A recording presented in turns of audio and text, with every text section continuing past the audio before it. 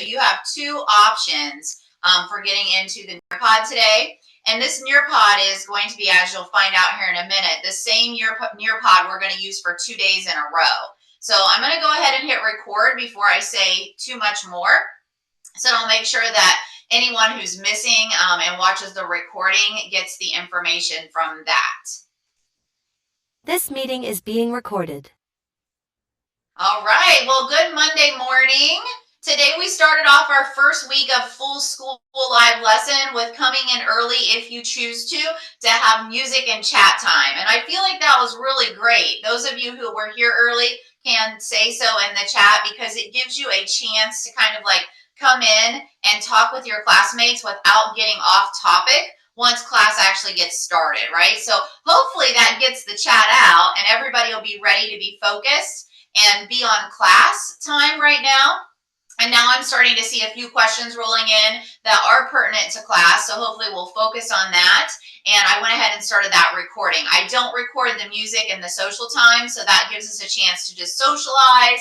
At some point in time, if we want to share a contact with a friend that we make, we can do that, before the recording starts. So if you're interested in that music, social, chat time, come early. I try to open the room maybe around 9:55, and then as students are rolling in, it helps to load the room slower and better as well, because as you can see, we're now up to over 100 students again, as typical in here, which is great that we can slowly load everybody in.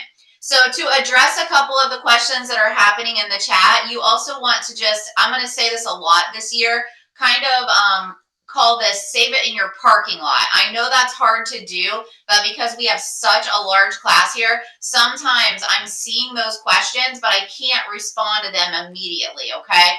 I do see the question about a few students who have a conflict with math. This is only a few students, okay? I do not want to get everybody in an uproar here, okay? This is a couple kids in 8th grade who are in Algebra 1 as high school class. They have a conflict with my live lesson. If that is you, I thought I had already addressed this as well as the high school algebra teacher, but you are welcome on that situation to go to algebra and watch this recording, okay? That is only a few students in Language Arts 8 that applies to. That is very few of you, and I do not want you to get confused by that as a class, okay? All right, well, let's move on to what we're doing in here today then. This has already been recorded. Today in your lessons for Language Arts 8th grade students, we are in Unit 2, correct? So on screen share today, you see a different kind of warm-up than you saw last week. So let's focus on that. Number one, I wanted you to log into the Nearpod. So how do you log into Nearpod? You either go through the link I put in the chat again now, click that link and log in, or go above my camera to the right. The second tab is going to look like this on my screen now. Put your name in and hit join lesson. Then tab back over to screen share because I do want you to follow along with what I am doing. Pretty good results in Nearpod so far. I've got, it looks like you can see at the bottom how many of you are logged into the Nearpod. Save that question for after, Olivia. That's been sent out multiple times, and that's not focusing on what we're doing right now. How many are logged into the Nearpod? Also, many times I've said this, and I'm going to say it again. I'm not saying this to sound like kind of rude or anything, but I have so many students here when you kind of like spam these private messages over and over and over again. I'm not ignoring you, but I cannot answer those and get the entire class all topic. So I say save those in your parking lot and we'll answer them at the end of class. Okay? Otherwise, we'll never get through the material that we need. Okay. Now we're up to 109. Even you were close. Since then, if you weren't logged in, so that's great. That's where I want you to be so you can participate in what we are going to do today in the Nearpod, which is working on the discussion from your lesson in class today, okay? But I also want you to be on the tab right above my camera that says screen sharing. Exactly right above that purple otter. Because that way you can follow along with what I'm doing on the Nearpod screen, and then you are able to type in your own Nearpod, okay? Alright, so today we are in Unit 2, Lesson 4, and it is a discussion lesson. log into the Nearpod. Hopefully you've done that. Number 2, this is a 2-day lesson. I need you to right now open your language arts course off the top of your planner. That course and that lesson, even if you're watching this recording later, is called Unit 2, Lesson 4. So I want you to open that up on today's planner. That's your discussion lesson. You're going to need it open as we do the work today and tomorrow in class. Yes, again, this lesson is going to be completed as a discussion in class. Okay, so it's super important and great that you're here, because if you're not here, you may not realize that. You might think that you have to do all of that discussion speech typing on your own and turn it in, and that is not the case. This is also the reason why it's very important to, number 1, come to class live lesson, because sometimes we do things together like that, and you're doing more work on your own than you needed to. Number 2, this is also the reason why you should do what? Read the introduction page. Because last week on the introduction page, I gave you tips and notes that said, come to class on Monday. This discussion is going to be done together. And it is it graded, you guys? Let's see who read the introduction page. It is not graded. That's correct. So some of you who were not following along with that introduction page might have done more work than you needed to, right? So just kind of let that be a lesson for the rest of the school year. I truly try to help you out, and you're welcome if that makes you happy. I'm sure it does. I don't know who wanted to start off the second week of the school year with a graded discussion assignment for language arts, right? That's a lot. So we're going to do it together in class. On the introduction page, as your language arts teacher, I personalize the lesson for you, and I will give you tips like that. I will say things like, I have changed this about the lesson. I'm not having you turn it in for a grade. But if you don't read all the way through the introduction page, you might not know that. If you don't come to class live lesson, you won't know those things, okay? So that's why those 2 things are so, so very important. All right, next screen. This is just our brief reminder about our all the time language arts live lesson rules, and especially when we're going to be doing a discussion in class today and tomorrow, we really just want to make sure we're doing these 4 bulleted points for each other. And one of those is making sure you're on track in the chat, okay? Be kind, be responsible, be respectful, and be safe. And in live lesson this week, we are doing a discussion together. So we're going to have a lot of opportunities to chat appropriately, to get on the mics and talk, to use the Nearpod and chat and discuss. So we have to make sure that we're on topic. You can also, as we're doing our discussion today, raise your hands when you want to be called on to use the mic, okay? So that will be other options for our discussion live lessons. And that's going to start right now. Let's go ahead and read through what we call our I can statements. These are our objectives that every student in the state of Indiana should be learning, no matter what public school they're in, virtual or face-to-face. But I turn them into what we call I can statements to make them more like what I call 8th grade talk, right? So you can understand them better. So today we have 3 I can statements, but they're really big ones. And this Nearpod itself is 38 slides long, as you see in the bottom left-hand corner. So it's going to take us 2 live lesson sessions to get through. We're doing a lot. So I need your ultimate focus. And I also need to ask you to not ask questions about things that aren't pertinent to these I can statements starting now. We are not doing breakout rooms today. That's not pertinent to this. We don't need to know where the recordings are yet. That's not pertinent to this. And we don't need to ask about Algebra 1 class. That's not pertinent to this, okay? So let's make sure we stick on topic now so we can use the chat for discussion and we can raise our hands to use those things appropriately. All right, let's see here. Who wants to read the I can statements aloud today? Last week, the mics weren't working, but I figured out it was a sound issue on my end. So let's see. Let's let Autumn try it out. And what ends up happening is I have to give you mic rates like twice. So be patient with me here. All right, see if it's working for you, Autumn. Is it working? It is. Yay. Okay. I can review the discussion protocols. I can discuss Sojourner's Truths. speech while making inferences, using the RAD strategy, and supporting my ideas with evidence. I can work to improve my response based upon teacher feedback and suggestions given to the class. Okay, so how many of you, by using your Zoom camera reactions, have already watched the speech that I posted to that introduction page that I've importantly been talking about, where Sojourner Truth's speech that is in the lesson is acted out in a video off of YouTube, read aloud by a current actress. Her name is Kerry Washington. Give me a thumbs up, or give me a heart, or give me a party blower.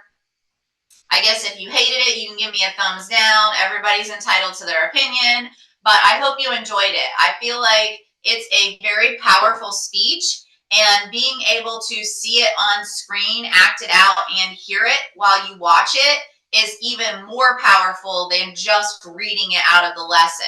Now, I think you should do both, right? Because reading is obviously really important in a language arts class, but just reading it, I don't feel like maybe gets you the power and emotion that's in it as when you see it acted out. Much like thinking about reading a book and then watching the movie of it. You get to picture in your head what's happening while you're reading, and that's why typically I like to read first and then go watch a movie if it's both. I always do. That's kind of how I felt about this speech. I felt like it was a lot of historical information. It was harder to understand if we just read it. So it was nice that I found that video that I could post on that introduction page so that you could watch it to get the power out of it as well, okay? We are starting to get a little off topic, you guys, and it's a chat discussion lesson. So like you guys, I don't know. I've never had this much trouble in my 8th grade classes with getting off topic and turning chat to teachers. I hate turning chat to teachers only in language arts because I want to talk with you guys, okay? But I mean, the arguments that are happening, the off-topic stuff, it's just getting a little crazy, and it's only the 2nd week of school. So it's off for now because you actually do have an option now to be able to share thoughts on the Nearpod, which again is always helpful because this goes out to everyone. Can see it on screen. I can see it, and it gets recorded. So you have to make sure that you are appropriate here as well. Share what you know in 2 minutes. So we're talking about how we're going to have a discussion in class this week. And we've been talking about using chat appropriately. So this kind of goes hand in hand. I want you to, on the Nearpod, share what you know about good discussion protocols or rules to follow when you are in class. Or let's say, what happens when 2 people do disagree? Because like I said earlier, everyone is entitled to their own opinions, right? It's okay to disagree, but there's a polite way to have that disagreement in a discussion. Sometimes we call that I'm just going to go ahead and put it in my thoughts, debate. Now, I only typed a word, but I would really like you to try to write in sentence format when you're in here in the classroom on Nearpods. So share what you know in 2 minutes. And if you click on the image in the upper left corner, it does give you some ideas about what makes for a good discussion. So instead of saying, I don't know, how could you respond to your classmates? Would you mind repeating the question? Can I have a few more minutes to think? I'm not sure, but here's what I know. This is my best guess. Could you explain it in a different way? Could I ask a friend for help?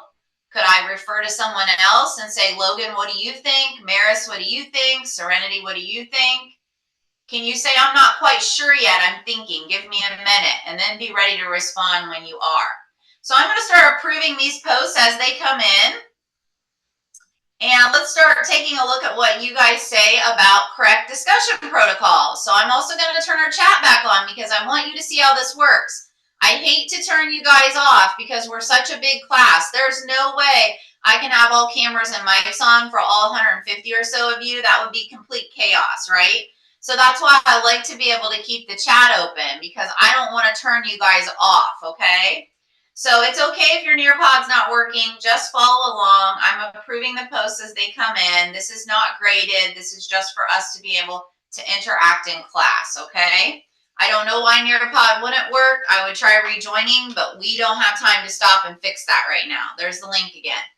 All right, what do you think about some of the things that are being said here for discussion? Be polite of others.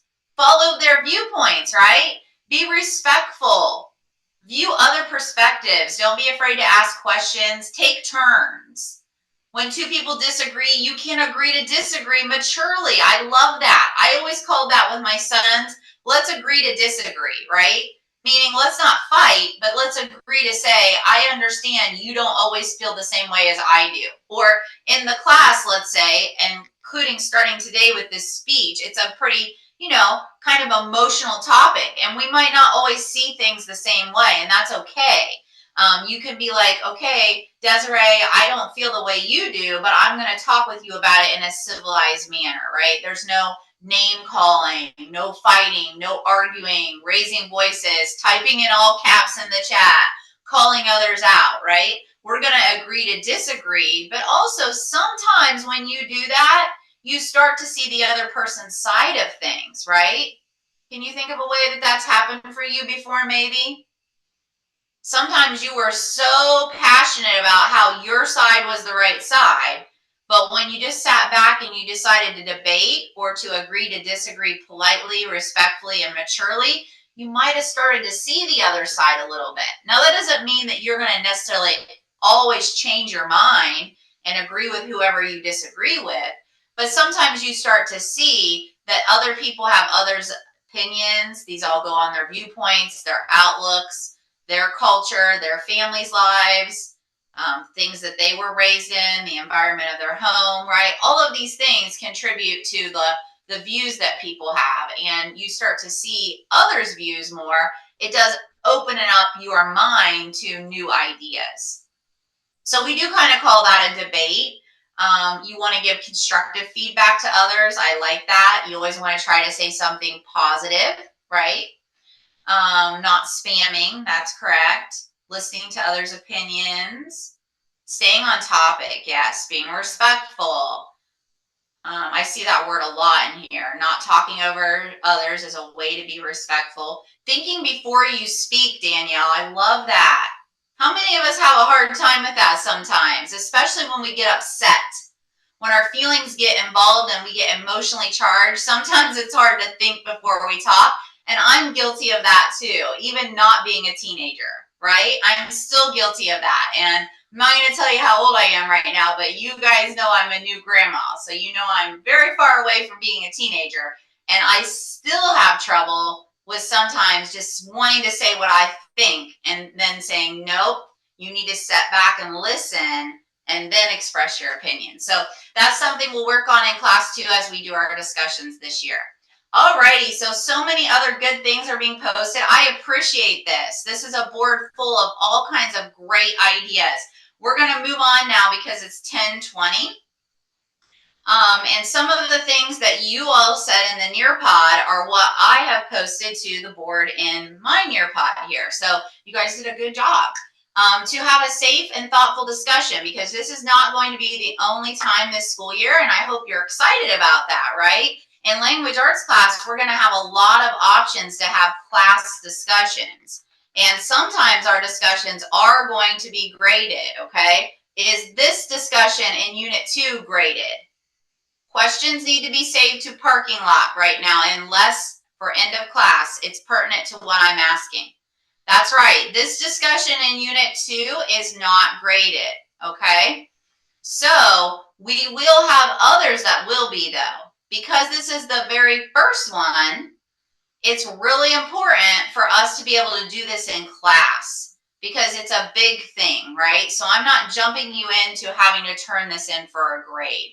So as we respond to others, we respect diversity, we try to keep it clean and safe, and we think before we post.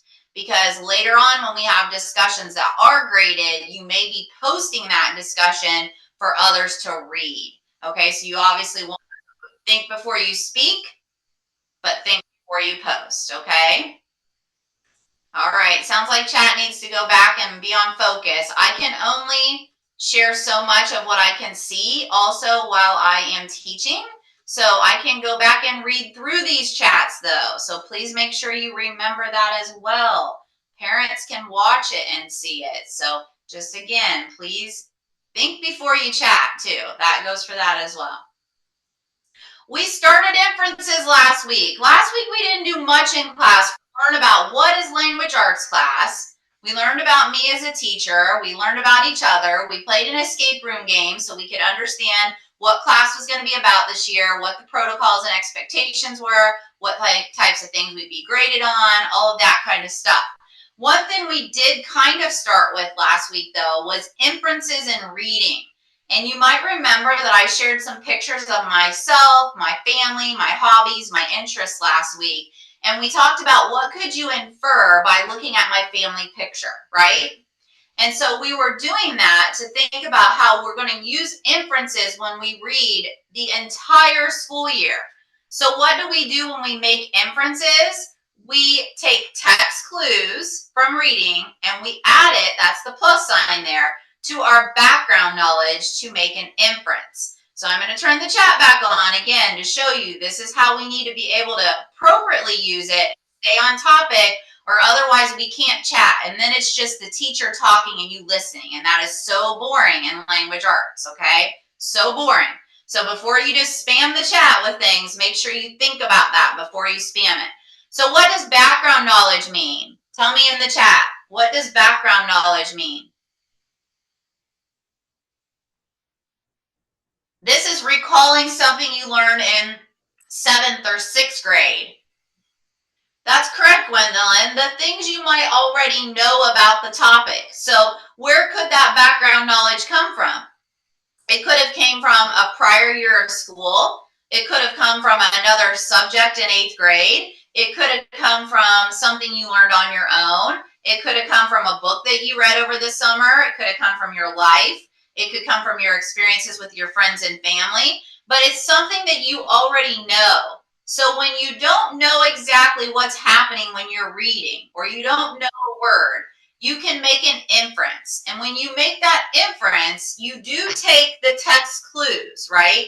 So it's not entirely just your background knowledge. You're taking the textual clues, the words, the details, the words around the word you don't know, any visual pictures that might appear on the screen, like my family picture, and then you combine that with your background knowledge to make an inference. And that's where then you figure out something that the author didn't yet state, or that the author is implying, but not directly stating to you. And we'll talk a lot about that in 8th grade language arts too, that authors often imply things that you need to make inferences about. They don't always just come out and directly state it or say it, right? Especially as we get older while we're reading, we have to make a lot of inferences. So that's going to go hand in hand with the next slide that you see on the screen. Hopefully this isn't new to a lot of you. How many of you have seen what we call this before, an acronym called RAD, R-A-D, the big letters capitalized at the top. An acronym means that each letter stands for something. You may have used this last year if you were a student here in 7th grade, or even 6th grade, or even back in elementary school in 5th grade. If you didn't go to Inca last year for 7th grade, because I know we have a lot of new to Inca students, then maybe your old school used something similar to this, and I call that one RACE, and I see someone mentioned it. Somebody's old school used RACE, Ryan. So that's very similar, okay? RAD and RACE are just similar acronyms, and what acronyms are is it means that each capital letter stands for something else. That's the acronym, and it makes a new little catchy word or phrase that helps us to easily remember something, right? So we use RAD here at Inca, and it's just a quick way to remember how can you write enough for your short answers, okay? So we don't need to worry about RACE now because we're not using that in Inca. We use RAD, but we're just making a similar connection that it's similar, right? So we call it RAD here. What's an example of that is that every letter stands for something. So let's take a look at that on the left-hand side. What does RAD stand for? And then let's look at the right-hand side, an example of RAD and how we can use it to get good grades on our written responses on our tests, okay? So this discussion, again, one more time, is not graded in your lessons. Even if Unit 2 lesson says outside of the introduction page that you're going to be turning it in, you are not, right? You know that now, either by listening to me in class, or doing it together, watching this recording, or hopefully reading through my introduction page that pops up at the top of the lesson. This one is not graded. The lesson might tell you that, but you have to pay attention to the teacher's directions here at INCA. So for your Language Arts 8 teacher, me, Mrs. Williams, I'm saying you are not turning this in for a grade. You will have writing this year that you turn in for a grade. Some of them will be discussions. Some of them will be short essays on your tests, right? So when you write on your first test, so the first big graded assessment that you're going to have here in Language Arts 8, since Unit 2 discussion is not graded, is going to be the Unit 3 test.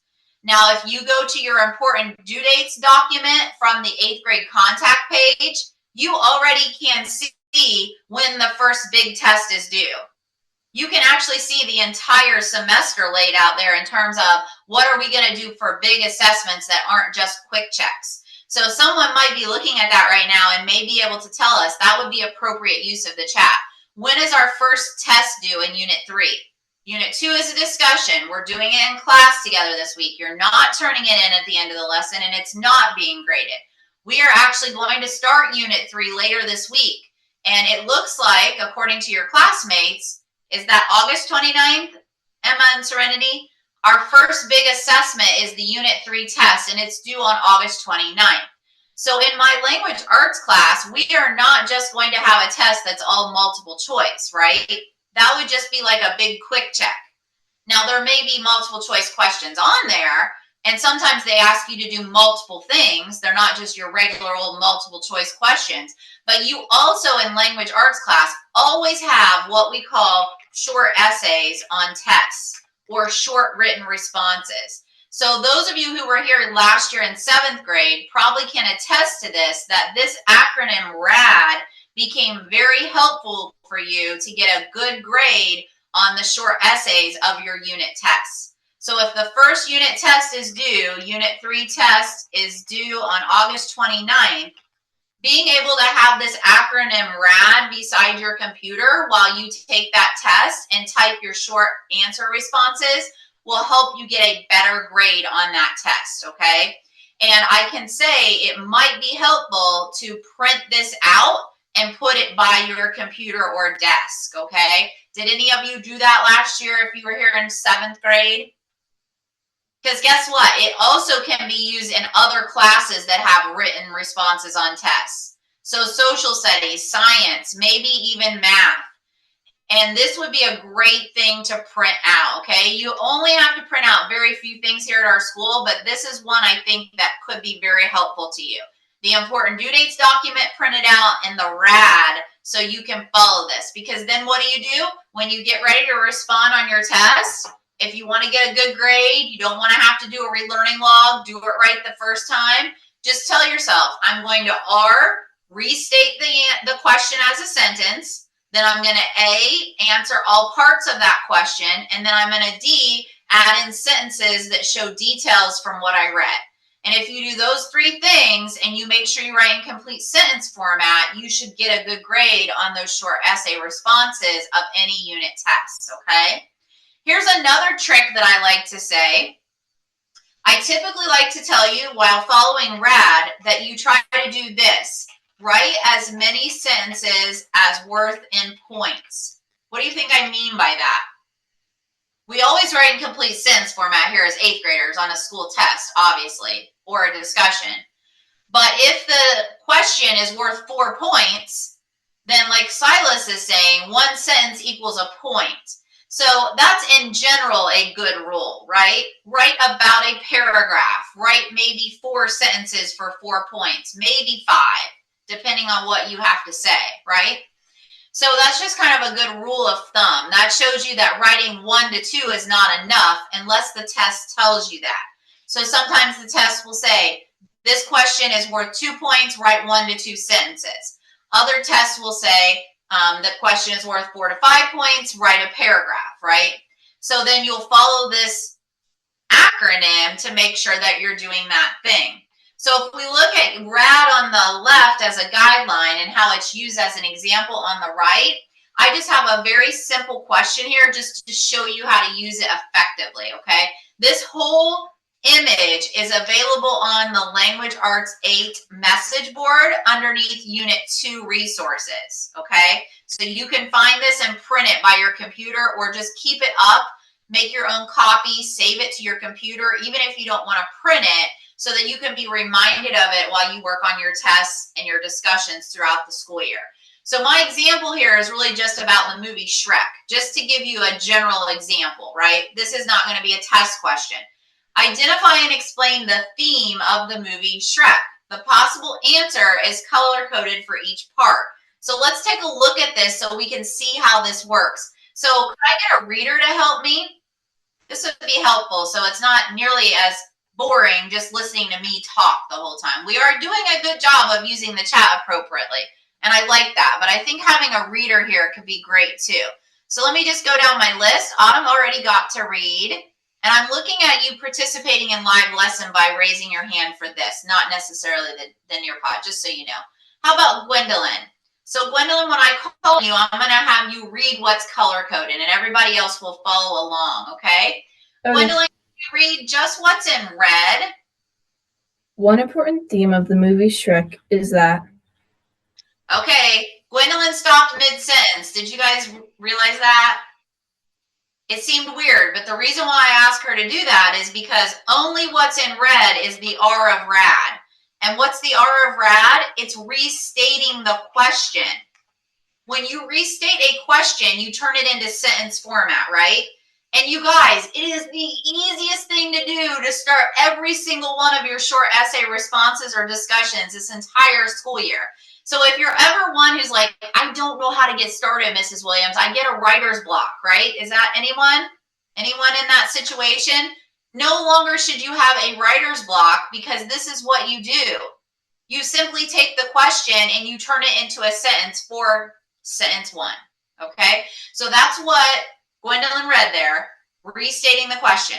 One important theme of the movie Shrek is that. Okay, Gwendolyn, continue on with what's in green.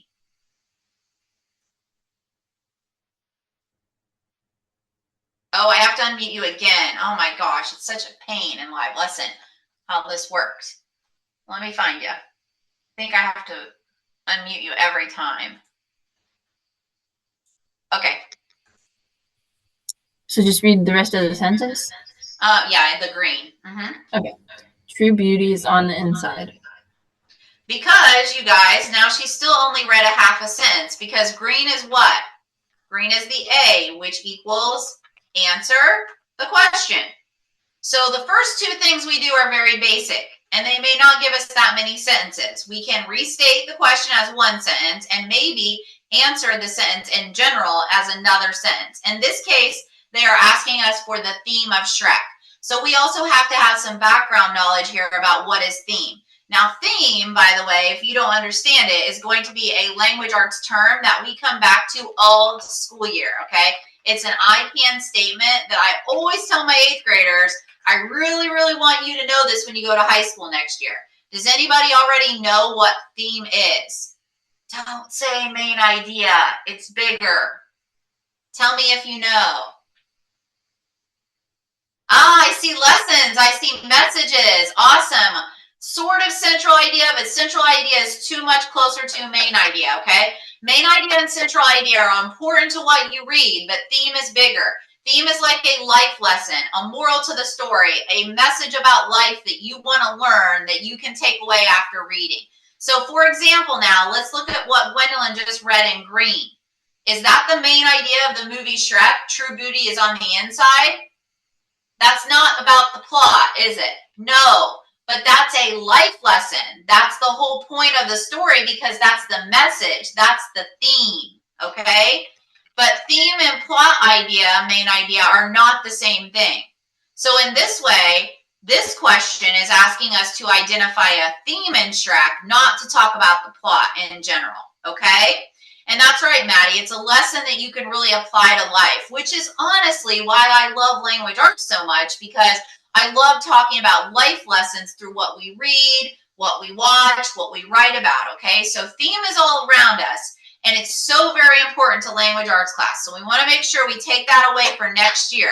Everybody in here, when you go to high school next year, which would be like right now for my old 8th graders, they're having high school live lesson, and hopefully they're telling their teachers, Mrs. Williams taught us last year, 1 year ago, on August 11th of 2024, that theme is not main idea, theme is not central idea or message, but theme is life lesson and morals to the story. That was for my students last year, Cameron. Next year, hopefully you tell your 9th grade teachers the same thing, right? So it would have been the 12th, right, Silas? Just in general, boy, you guys keep me on my toes. I mean, you want the details. Okay, so moving on here. We've now done the R, the restating the question as a sentence. We've done the A, we've answered the basic question. But if we stopped there, would we be following writing enough to get full credit? And you guys, the reason why we're going over all of this before we get into our discussion is because in the discussion, you have to write out in sentence format as well. Even though it's not being graded this year, I'm kind of like pre-teaching you how to do it correctly, right? So if this is all I wrote on my test, I would have only wrote one sentence. And if this was worth 4 points, I'm going to guess it might get graded as a 2 of 4.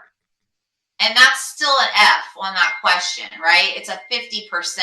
Because you're right, Adam, you didn't write enough. So that's why this is so important to remember RAD, because we also want to think about doing enough, doing all the acronym letters, the RA and the D, and writing enough sentences to make it worth full credit. So thinking about how many points is it worth. The D, the details, is where a lot of the extra sentences come in that give you full credit, okay? So now I'm going to have Gwendolyn read that part, the blue. And that's the D of RAD, which is the really important part. It's kind of like the meat of the paragraph where you're going to get all the details to support your answer. And typically, you're going to have to go back into the reading to find those details, although here we're talking about a movie. So go ahead and read that for us, Gwendolyn. In the movie, Shrek tells Donkey that ogres are like onions. We have layers. He uses this example to mean there is more to an ogre than just the scary outward appearance. Okay, perfect. Does that make sense, you guys? Thank you so much, Gwendolyn. You did a great job reading, or Gwen, by the way. I think maybe you like to go by Gwen. Does this make sense, though, as to how she now added all the details in, and they were all in what we're going to call complete sentence format, right? So when you write here on your test in general, we never, ever, ever do like text typing because it's school and we want to get full credit. So when I text to my friends or when you're in the chat, if you're not capitalizing all the letters, I'm not going to necessarily, be on you about that. But on your test, we have to write in complete sentence format. So for this question, this would be probably a full credit type of an answer, okay? And we're using RAD to follow that. So this is a great example. All of this is posted to the Language Arts message board under RAD where you can use it. This screen is also posted to the Language Arts message board, and it's very, very helpful for anyone who wants to use this as a Google Doc strategy. So if you wanted to print out this blank page here on the right, or make a copy of it, it's listed under Unit 2 Resources on the Language Arts message board, okay? And each of the letters is highlighted in yellow. So you have a box there where you can do the R, restate the question as a sentence. You have a box where you can do the A, answer the basic question. And then you have a box to remind you to provide enough details to write maybe 2 to 3 other sentences. So if you really wanted to fill this out, and then transfer it to your discussion or your test, you could do that. What do we in general call these? And I have this posted again all school year to the Language Arts message board, and it's right now on the Unit 2 resource document off of the Language Arts message board. But what do we in general call these in language arts that can help us with our writing? It's basically like boxes that we fill in. And it's not just notes. It starts with a G. Anyone know what I'm talking about? This is off the message board. You could print it. You can make a copy. You can use it. Graphic organizers, okay? Guided notes are going to be there for the units that I'm already filling out for you. So it's showing you how to take good notes on your quick checks and use it to answer your quick checks. But often when we do writing, we want to organize our thoughts before we write it out in complete sentence format and paragraphs. So graphic organizers are a great way to do that, to get our thoughts down so that we do enough, and then we transfer the graphic organizer boxes into a paragraph.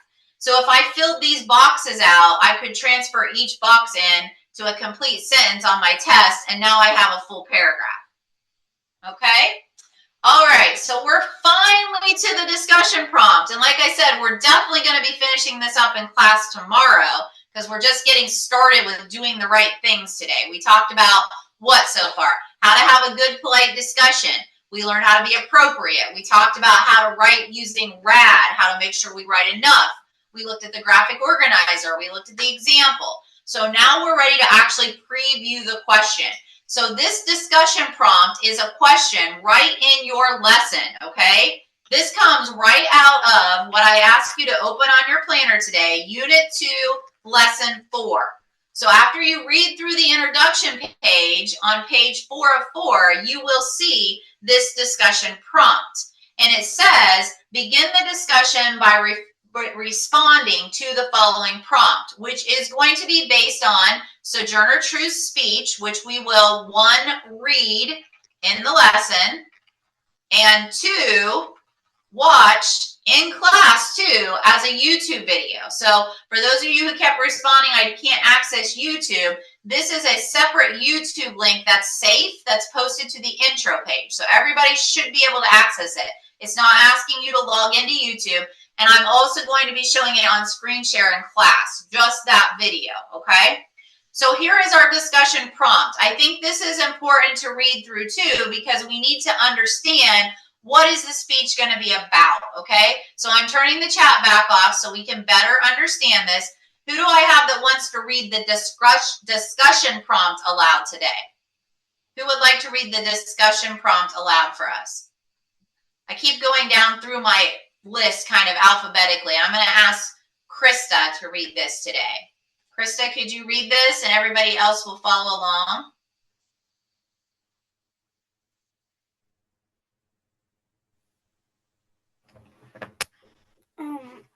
I can't really see it.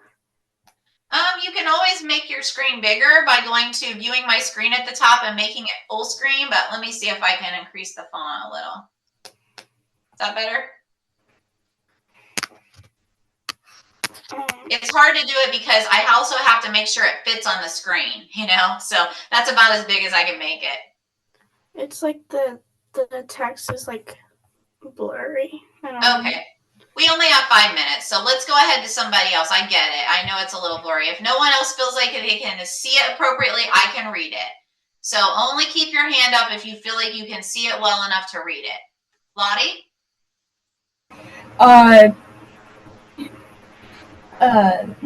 Sojourner Truth delivered this speech before the Civil War, nearly 70 years before women in the United States were allowed to vote.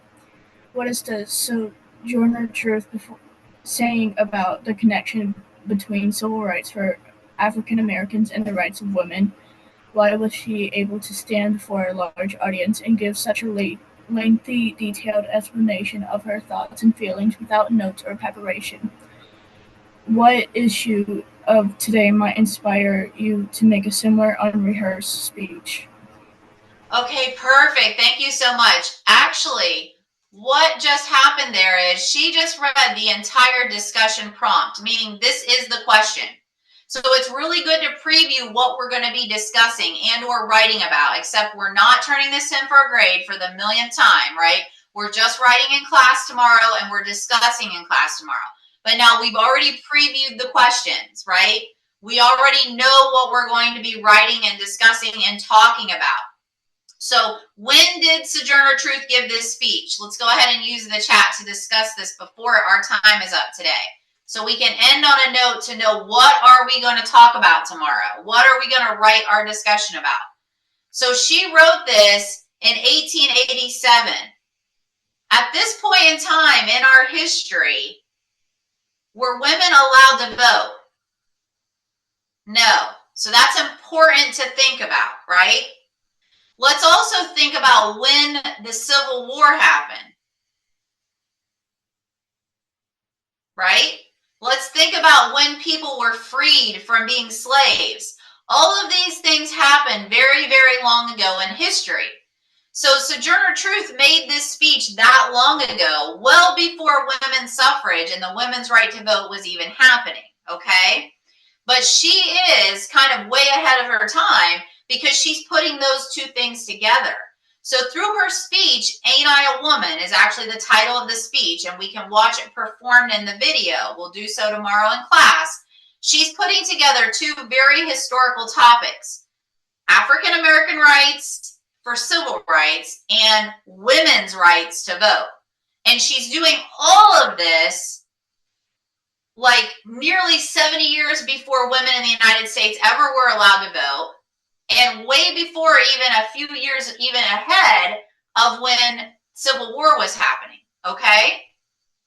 So all of these things are very far back into history, but she's way ahead of herself in combining those two rights. So that's very important to keep in mind as we get into the actual discussion. All right, I want to show you a couple things so that we've got 2 minutes here. You now know what's going on when you come back tomorrow, okay? So when you come back tomorrow, it's going to be very good for you to go into the discussion lesson, which I'm showing on the screen right now, found in Unit 2, Lesson 5, because we're going to complete these steps together in class, okay? So tomorrow, Tuesday at 10 a.m., please come back together so we can read the speech. We're going to listen to it as a video, and then we're going to answer for it with RAD method, but we're not turning this in for a grade. However, before you come back tomorrow, don't you think it's important to read the speech? I do too, right? So you know what's going on. And then we will also, right as soon as you jump in tomorrow, we're going to watch the video. Okay, so I'm going to assume everybody coming tomorrow is ready to go with that, because we've done a lot of pre-teaching today, and you have your lesson today where you can read the speech and watch it if you want. So when you get in here tomorrow, we're going to start on this slide. We're going to talk about the difference between speech versus video. So if you miss class, I would assume that you're watching this as a recording now and you're ready to go tomorrow. So Tuesday at 10, we're going to talk about the difference when we jump in right away on this slide. This is where we left off, speech versus video. And then we're going to rewatch and listen to her, meaning the actress, as we watch the video together tomorrow. And then we'll get into actually responding to that discussion prompt and those 3 questions using RAD format to try to type out in Nearpod what our answers are and then discuss them together. Okay, so we have a lot ahead of us tomorrow, but we did a lot today too. And I think that set us up well to do a good job tomorrow. And then in all future writings for short essays on tests using RAD and all future discussions that could be graded. Okay, all righty, everybody. Have a good day. See you tomorrow. It's a big day. Go read your speech today. That's really all you need to do in that lesson. Nothing is turned in and graded. Just read the speech of Sojourner Truth, Ain't I a Woman, in Unit 2, Lesson 4. Bye, y'all. See you tomorrow.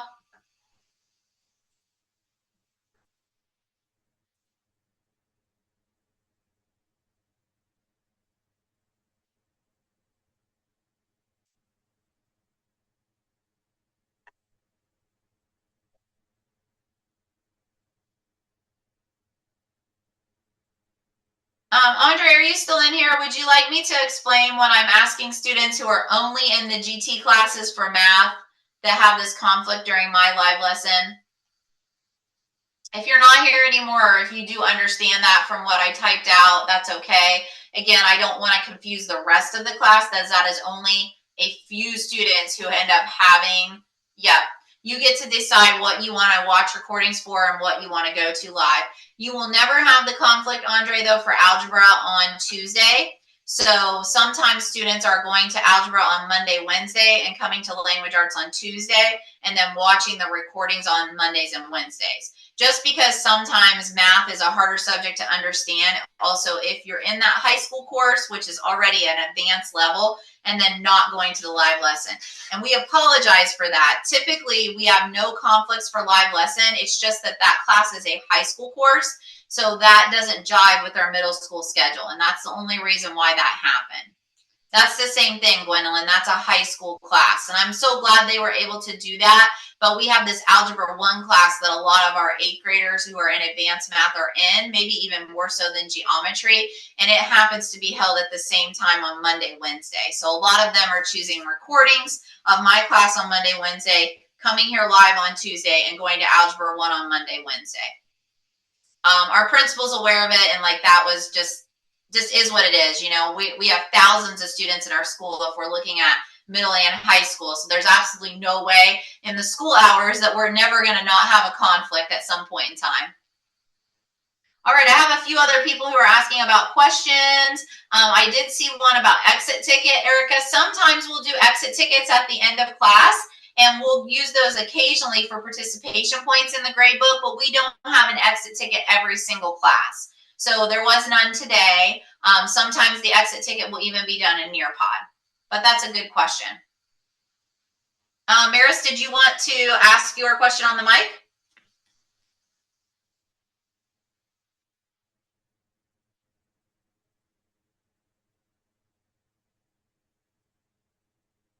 And Maris, I do believe, have we met at state testing? I feel like for iLearn. I know I have met you before. I remember your name. I think that's what it is. Yeah, I think you remember me. Yeah, that's so cool. So now see, I already know you, and now you're in my class. Okay, what's your question? I was just asking, like, let's say you were talking to someone and then they were like while you're talking respectfully, and then they're yelling at you in a discussion, what do you do? That's a tough one, isn't it? Sometimes you have to do just what I said before. All right, I agree to disagree. I don't see your point. I don't like the way you're talking to me. So I'm done with this conversation, right? Sometimes to respect our own selves, we have to be like, this isn't play. It's almost like me turning the chat off. And I'm doing that to just say, like, this isn't going anywhere good, so we're just not talking right now. And that might be what you have to do in discussions sometimes too. All right, thank you. Hopefully not all and the time. like the unit tests and stuff also be like not graded in classes too. No, that's never really going to happen with tests. Sometimes what we do in our class, we'll do like 2 units combined for a test. We won't like not do the test, but we'll combine 2 units. So a lot of times in language arts, we'll be like, well, we're going to do units 3 and 5 or 3 and 4 together, and you'll just have one test at the end of unit 4. We're just doing this discussion together in class because it's so early in the year. And I don't really feel like it's fair to jump in the second week and ask you to write a discussion and have it graded over a big topic. So we're just kind of doing it together so you get an example of how you'll do it on your own for things as the rest of the year continues. And how many discussions do we have in total this year? Actually, this semester, we will not have a graded discussion, but you will have a lot of chances to write things on tests. So using that RAD format that we talked about is going to apply to your test questions. All right, that's it. Thank you. Yep. I'm going back through the individual chats too that I asked you guys to kind of like hold to your parking lots. And most of the people that had individual chats have left now. Let me see if there's anybody else. Yeah, it looks like almost everyone else has left that had those questions. So Gwendolyn, it's not necessarily that's a good question. It's not necessarily that you don't have to look at the pages, but a lot of the info that's in the pages, excuse me, oh my goodness, excuse me, is what we're going to do tomorrow in class. So thank you. The lesson's going to go through like a lot of extra pages. And I guess what I'm saying is you kind of understand as a student in 8th grade how to sort of make sure you know what's important to read fully, and the rest of it you can kind of like skim and glance at to be ready for class. So what's most important is reading the speech so you understand the topic of Ain't I a Woman and what Sojourner Truth was trying to say. and then sort of skim and look over what the discussion questions will be on those pages, so that when we come tomorrow, we're going to spend the hour going through answering those questions. And there will be chances in the future in my class too, Gwendolyn, like it's just something that like, it's going to help you, but it'll be something you'll have to just sort of get used to. The more we do it, you'll get used to it. But you'll notice that sometimes I'll even put notes in the intro pages because language arts lessons are so long, right? Some of them are like, what, 20 some pages. That's a lot. So sometimes I might put in the introduction page, I say as your teacher, it's most important for you to do pages, I'm just giving an example. For example, 8 through 12, and the others are not important. They are more optional. Does that make sense? So sometimes I try to pare things down for you a little bit like that to make it more manageable, because sometimes our lessons are a lot. And that's where that introduction page and my live lesson class is where you get that personalization from me, your teacher, which in turn hopefully helps you out, right? If you didn't have me, then you'd just be going through the lesson doing 20 pages, and sometimes maybe all that's not necessary. So that's the whole part of the fact that we're still a public school. Even though we're doing work virtually, you have your teachers that can personalize for you, and we can make changes, and we tell you those things through live lesson class and introduction pages mostly. So if you don't use those two things, then a lot of times you end up doing more work than you need to. And that's sort of what I'm trying to show students this week with this discussion, that if we do some things together in class, it's saving you as a student, where if you're not coming to class, you don't know that, or you're not reading the introduction page, you're actually doing more work on your own than maybe what you needed to do. And then that can be an option, Maris. You can download, there's one that goes onto your browser. Do you happen to use it? It's a audio reader for your screen. It's like a screen reader. And we do have some students that attach that to their browser, and then they have it read to them. So it's kind of just like your preference, you know. Some people don't like that, and others like to do the reading on their own. So just kind of depends on what works for you as a student. That's also like the guided notes. You know, I've started to take guided notes for students to help them out as your teacher, but I don't really think that'll happen in high school next year. So might as well use them this year to your advantage, and it shows you how to take good notes. So then next year when you do go to high school, you'll be ready to kind of do that on your own. All right, you guys are welcome. Okay, it's time for me to go too. See y'all tomorrow. We'll continue this then.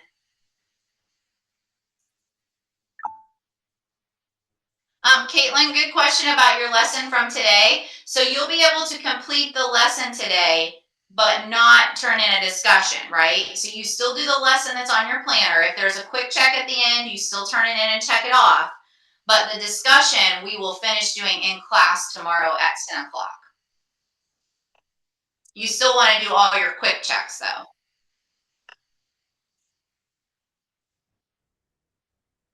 Yep. Yep. That makes sense. Okay. All righty then. I think we're officially peace out. See you tomorrow.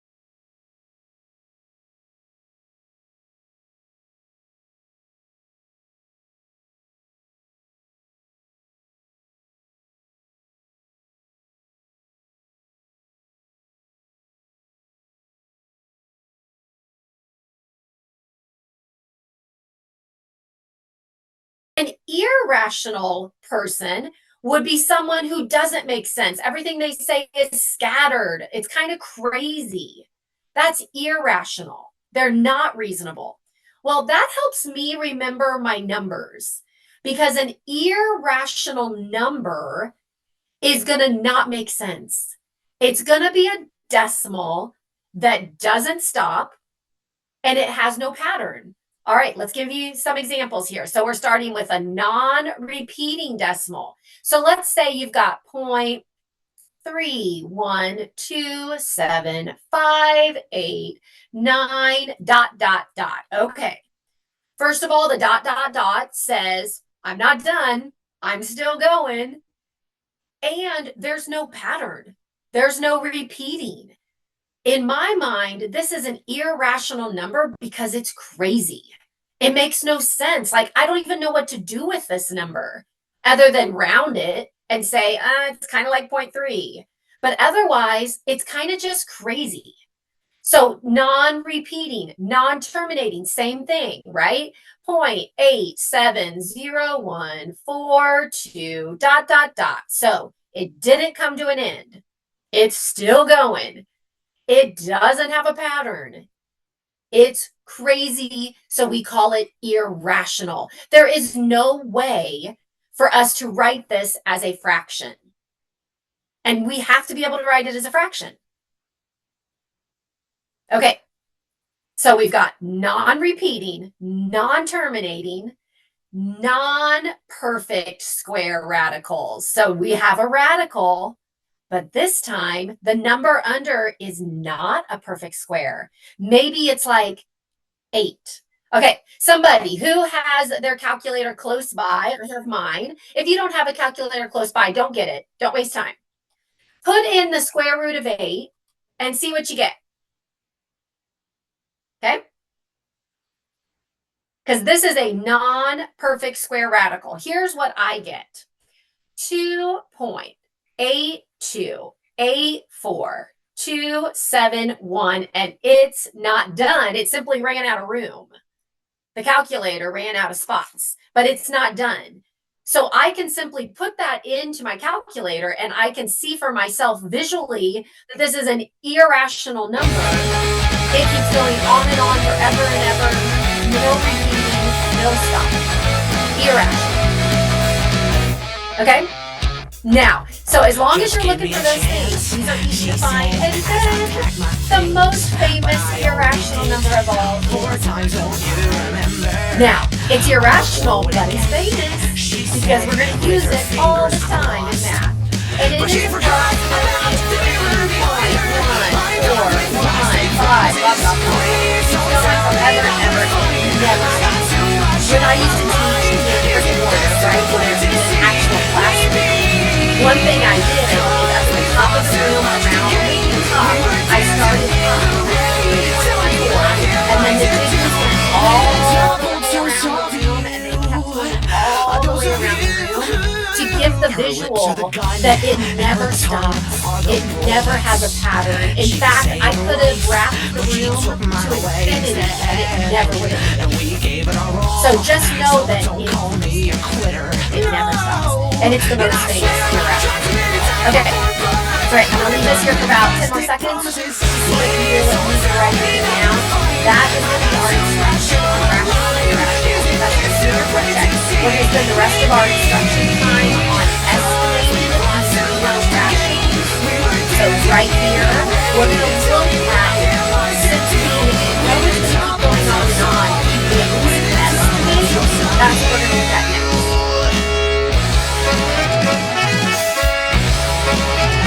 Okay, all right, so I'm going to erase this, get your notes ready,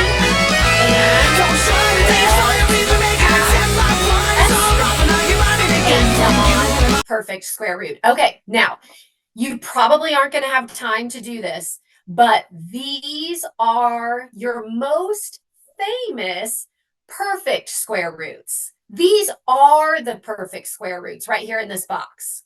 So this would be a great thing to take a screenshot of. The square root of 1 is 1. The square root of 4 is 2, because 2 times 2 is 4. The square root of 9 is 3. because 3 times 3 is 9. So these are your most famous square roots, and we need to have these memorized.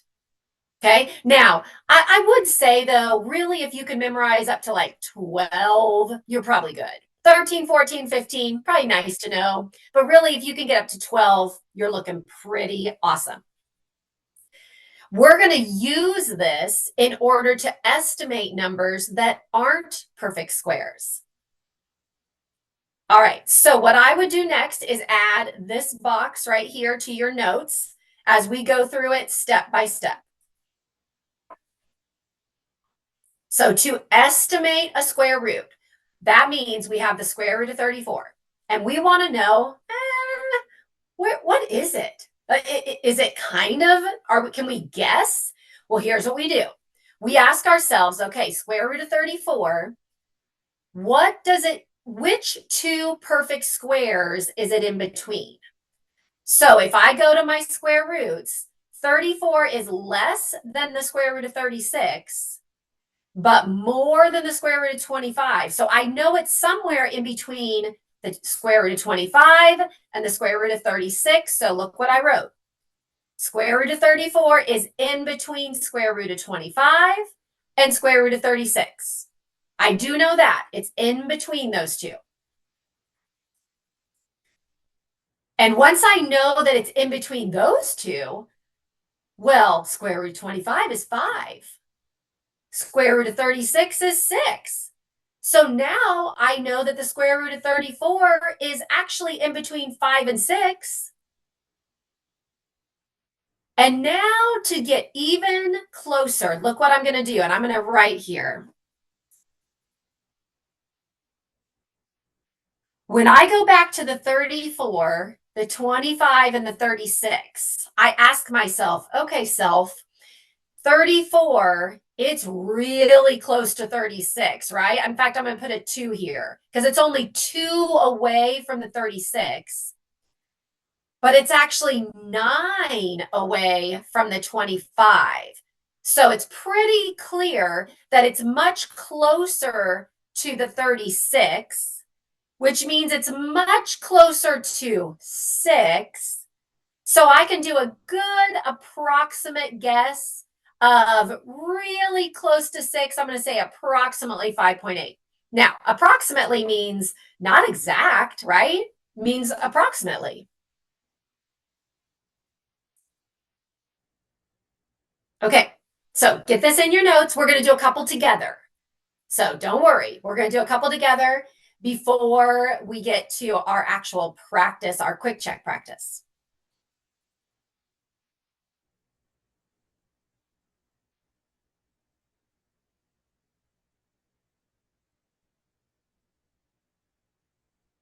While we do that, I'm going to answer questions.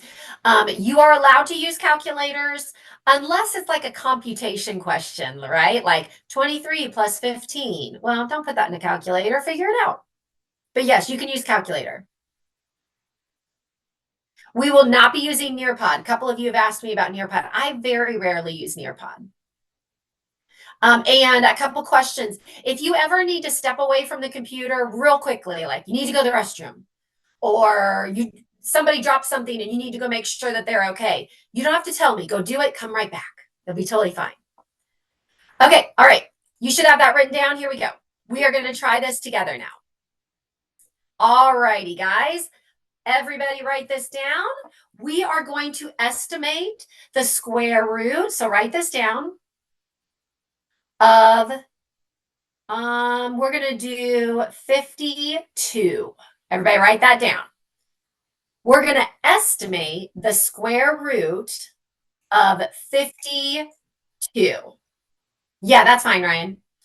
So here's what we do.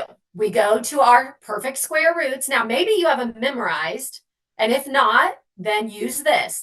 But I asked myself, okay, square root of 52 is in between which perfect squares? Well, it's going to be in between the square root of 49 and the square root of 64. So I'm going to write square root of 49 on one side and square root of 64 on the other side, because I know I'm right in between them somewhere. So that's step 1. Now let's simplify. So now I know square root of 52 is in between 7, because that is the square root of 49, and 8. So I know I'm somewhere in between 7 and 8. I'm not less than 7, and I'm not more than 8. I'm in between. Okay, now I got to figure out where in between. All right, so let's do this. 52 is 3 away from 49. 52 is 12 away from 64. So what do you guys think? Is the square root of 52 going to be closer to 7? Or is the square root of 2 going to be closer to 8? Yes. Very good. I agree. I agree with all of you. I can see those messages. It is closer to the 7. It's only 3 away, right? So it's definitely going to be closer to the 7. So let's say square root of 52. I mean, and by the way, it's pretty close to the 7. So I would say maybe 7.2. That's a good estimate. Remember, 7.5 would be right in the middle, right in between the two. So 7.2, probably a pretty good guess. But no matter what, closer to the 7 than the 8. Okay, we're going to do one more. Then we're going to get to quick checks. So stick with me for one more. Let's get this in our notes so that you're all set and have what you need.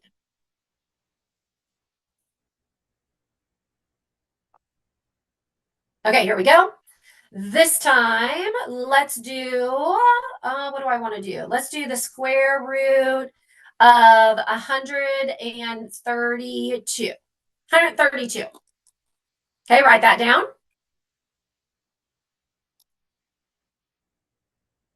Jada, I'm so glad. That makes me so happy.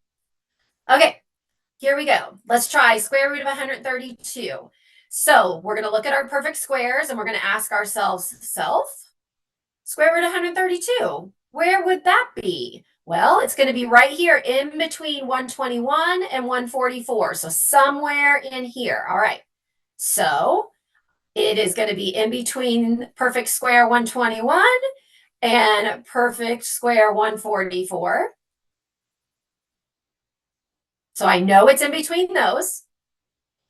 So that means that it has to be in between 11 and 12. So 11 and 12. So I'm getting closer. It's somewhere in between. All right. Let's see. How close were we? 132 was 11 away from 121. And it was, let's see, 12 away from 144. Okay, what do you guys think? If we had to answer the question, which one is it closest to, we would have to say the 11, right? Because it's a little bit closer. So it's closer to the 11. But if we're going to do an approximation, it's almost exactly halfway. So I'm actually going to say 11.5. Now, I could be even more precise, and I could say like 11.45 to make it just a little bit closer to the 11. I could do that. But do you guys see how we can estimate our values even though they're irrational numbers? Okay. All righty. So those were our two objectives, right? We talked about rational and irrational. We talked about estimating. So here's what we're going to do next. We are going to go to the quick checks. I'm going to go through them with you. As I will always say, okay, I will always say that. Oh, hold on. I'll give you these in a second. When we get to this point of the class, if your quick checks are done and you have no questions, then at this point you'll be allowed to leave. But anybody else who does not have their quick checks done needs to stick around. But I'm going to go ahead and give you the link to just a fun additional practice There we go. I put it in the chat for you. And then the answer key is on that resource page. So I won't need to give that to you right now. Once you do this, if you want to do it, you will be able to find the answer key. Okay. Those of you though, if you have the quick checks done, you may go. Otherwise, we are going to start just going one at a time through the quick checks. Okay. Remember, number 2 wasn't grading correctly earlier. So if you already had done it and you would like that point back, send me a webmail. Okay. All right. We're working on Unit 2, Lesson 3, quick checks. So go ahead right now, guys, open your lesson for today, which is Lesson 3. Make sure you're on the right one. I think we had a couple people confused about that last week.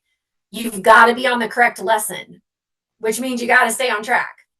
Go to the very last slide, and we're going to work on the quick check questions. And when you're all done, you may exit. But I'm going to go through them one by one.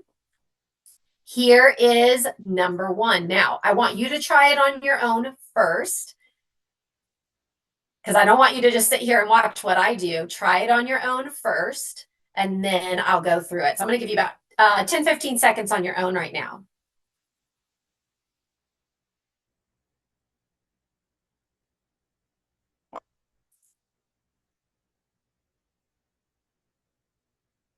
Remember, if you have a question that you have put into a private message to me, I most likely won't see it. Send it to me in a webmail, guys. I have over 100 of those private messages. We just have to get our chat cleaned up. Okay, all right, here we go. Now, mine is a snip, so I'm not going to be able to actually drag and drop. I'm going to be doing some writing. So let's talk about the square root of 2. Well, it's a radical, but it's not a perfect square, right? 2 is not a perfect square. There's no number that you can multiply by itself to get 2. So this is a non-perfect square. If you were to put this into a calculator, you're going to get one of those decimals that just keeps going on and on and on and never repeats. So this one is irrational.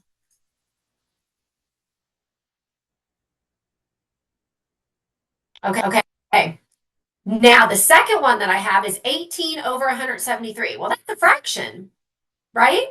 And fractions are rational. By definition, a fraction is rational. Now, something I want to make sure you understand. It's rational as long as the numbers are both integers. Like if pi all of a sudden ends up in a fraction, that's not rational. If pi is anything involved, it's not going to be rational. So keep that in mind. Okay, now speaking of pi, it has shown its face, the most famous irrational number of all, because it's a decimal that just keeps going on and on and on, and it never repeats and it never ends. It's crazy, crazy, crazy.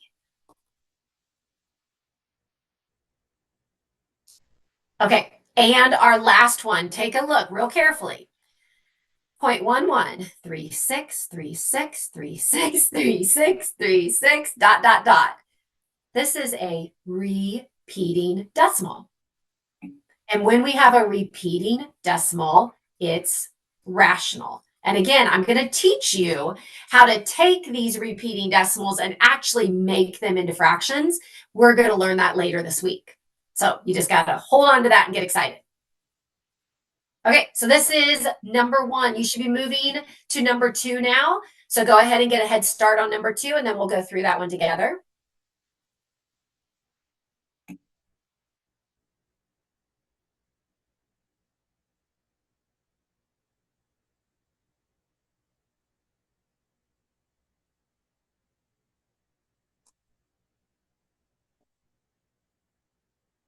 All right, now this is number 2. This is the one, remember guys, this is the one that was grading incorrectly. Here's what's changed though. I've changed it. No longer are these dots there. So if you're taking the new one, the dots are gone. That was the problem. For some reason, it didn't like the dots. All right, Henry, send me a message about that. I'll look at it. Okay. All right, so here we go. So our question, which of the numbers below is a rational number? Type your answer in the box below exactly as it is shown. Okay, Holden, thank you. Which of the numbers below is a rational number? Okay, so this one, not a rational number because it's got pi in it. We can't have pi anywhere in it. Square root of 8, not rational. That is irrational because that is not a perfect square. We need it to be a perfect square. Okay, now let me talk about this one, 7/0. This one might confuse some of us. It is a fraction, but it's actually an undefined value. This is actually not possible. You can't divide by 0, and that's what a fraction means, is I'm dividing. And so anytime you've got 0 in the denominator, that's impossible. It's called undefined.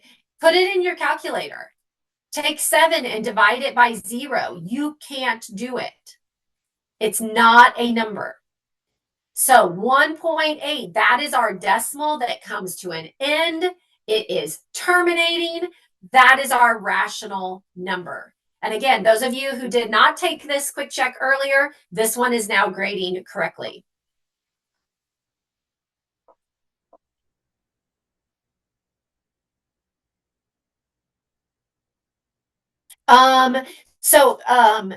For this one, there's no dragging. You just type into the box.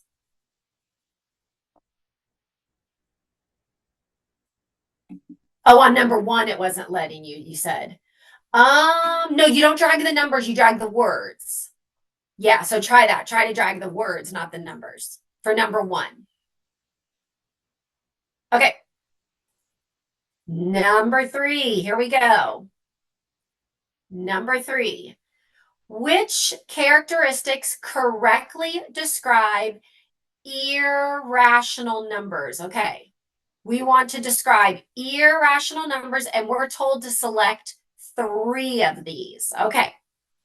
Irrational numbers. So the first one says they have endless, non-repeating decimal representations. Yep. Endless, meaning there's no end. Non-repeating decimals. Yep, there's one. Cannot be written precisely as a whole number. Is that an irrational number? Can it not be written precisely as a whole number? Yeah, that would definitely be an irrational number. You cannot write it as a whole number. There's no way to. How about the next one? Can an irrational number, can it be simplified to whole numbers?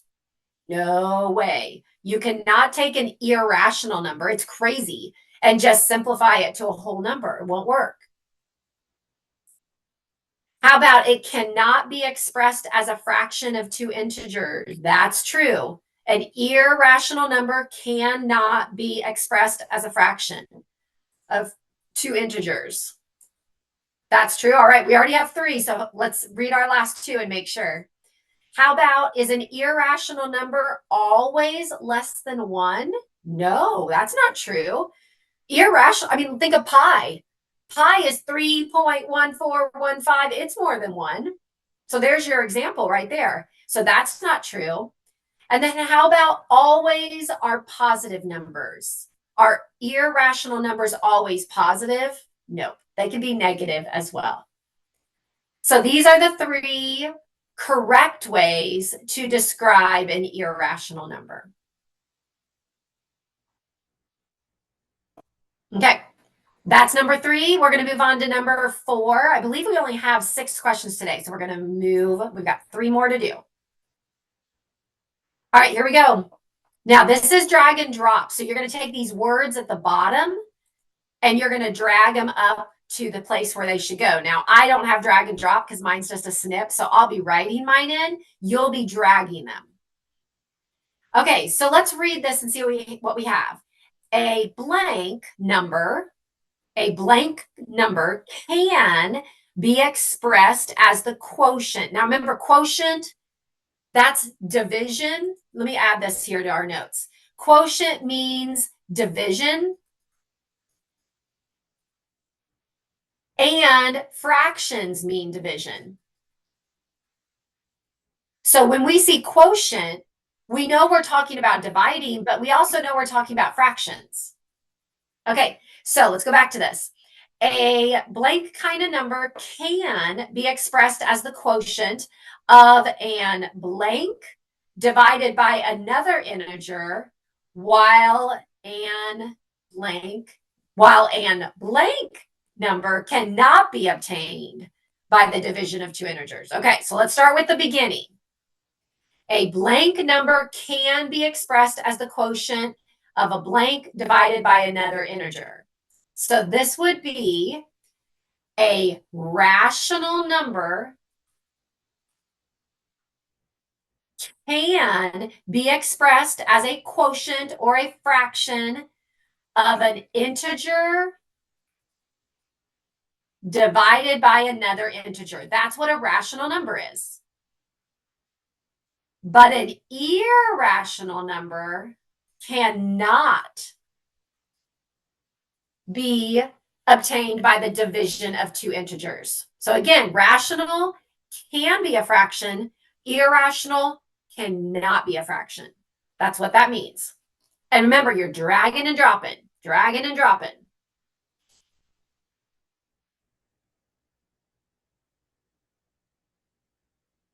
Okay, that's number 4.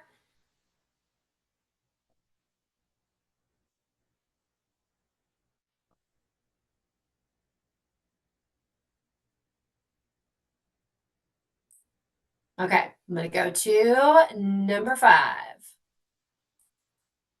Here we go. True or false? We're going to select whether each student's statement is true or false. Here we go. Sam says that pi divided by 5 is a rational number because it is represented as a fraction. All right, we talked about this earlier. Yes, it's a fraction. But if pi is involved at all, it is irrational. So that's not true. Sam is wrong. Because pi is involved, this is irrational. All right, let's see what Zoe says. Zoe says that 0.77777 ... is a rational number because the decimal repeats the same pattern. Zoe is correct. That is true. Repeating decimals are rational. So good job, Zoe. She is correct. Okay, here we go. How about Leah? Leah says that 9.234389536 is an irrational number because it has a lot of digits that do not repeat. Okay, now there's a problem with Leah. Leah's correct that there's no pattern, but it's not irrational because it came to an end. It doesn't have that ... The ... says, I'm not done. I'm still going. And it doesn't have that. So it actually is a number, a decimal that terminated, which is rational. So Leah's actually wrong about this. It's actually a rational number. All right, last one. Carl says that the square root of 5 is a rational number because the square roots of all natural numbers are rational. Sorry, Carl, not true. Square root of 5 is irrational because 5 is not a perfect square. It doesn't have anything to do with the fact that 5 is a whole number or 5 is a natural number. 5 is not a perfect square, so that is an irrational number. So poor Carl, he is wrong. That is false. Okay. All right, I believe this is number 5. We have one more to go through, and then you'll be able to go or stick around for questions. Poor Carl. I know, poor Carl. Okay, here we go. Last one of our quick checks for today, and this goes back to what we were working on. Here we go. Square root of 14 is between what two integers? All right. So square root of 14. All right. So we go back to our perfect squares. I'm going to give you some time to think this through. Which two perfect squares is it in between? So take a second and either figure it out. If you need to, make a list. Square root of 1, square root of 4, square root of 9. 3 times 3 is 9. 4 times 4 is 16. 5 times 5 is 25. Right there is big enough. You can find your two perfect squares.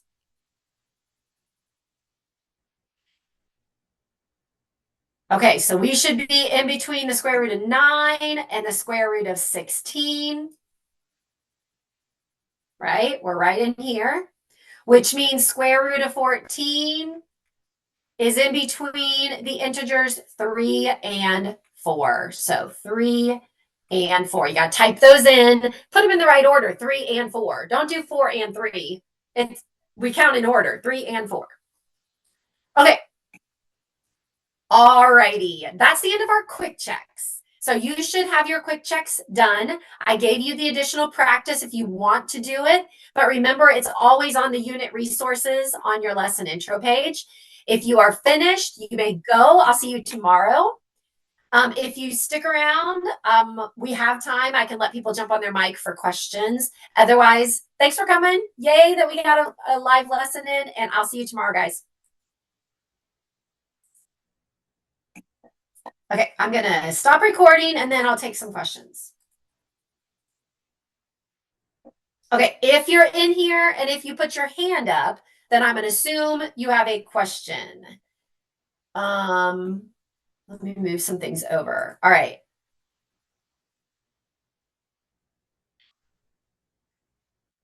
All right, Autumn, I believe I just gave you mic rights. You can jump on your mic.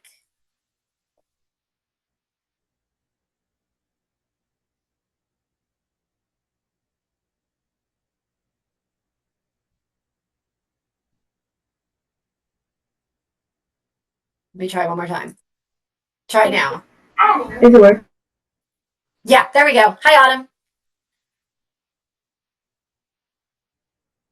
Your mic's on. Did you have a question?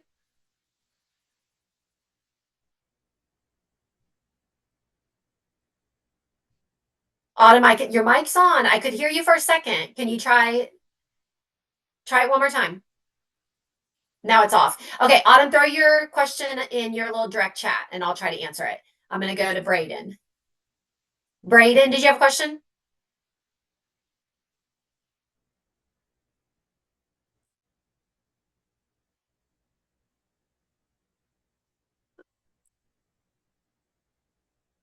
I unmuted you. See if it's working. You have to unmute yourself.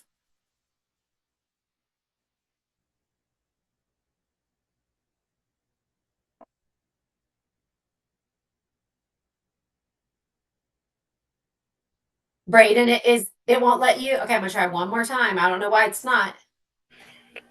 Okay, there it goes. There we go. There we go. Okay. I copied the exact thing for the exact answers for number 1, and it still said it was wrong. For this one? Yes. Okay, so hold on. So you put irrational here. You drug irrational up. Yeah. Rational. Yep. Irrational. Mm-hmm. And then what'd you put on this fourth one? Rational. Okay, put irrational in and check it and see if it takes it. I think that might be the one that's given us a problem. It won't let me do anything to it. Oh, did you already submit it? Yes. Okay, that's fine. I can always go ahead and change it. Is there anybody else that oh, I see so many hands. Same. Okay, I've got other people. So can somebody try to put irrational for that fourth one and see if that helps? Because I think that's the one that maybe is causing us problems.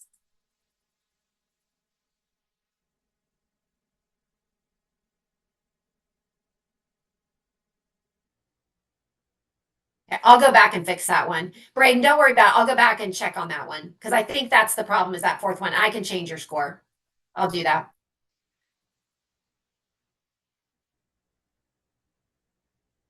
When it put the square root of 2 was rational, it marked it correct? Oh boy. Okay. Sounds like I might need to, okay, I'll fix that. Bummer. Okay. I'll look at number 1 as well. All right. Cameron, try to unmute. There we go. Hi, Cameron.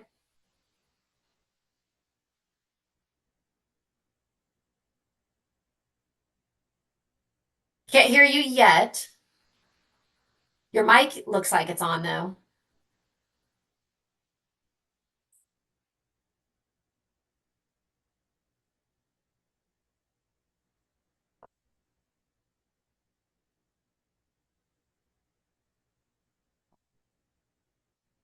Connor, what does that mean? Please tell me more about what in the world that means.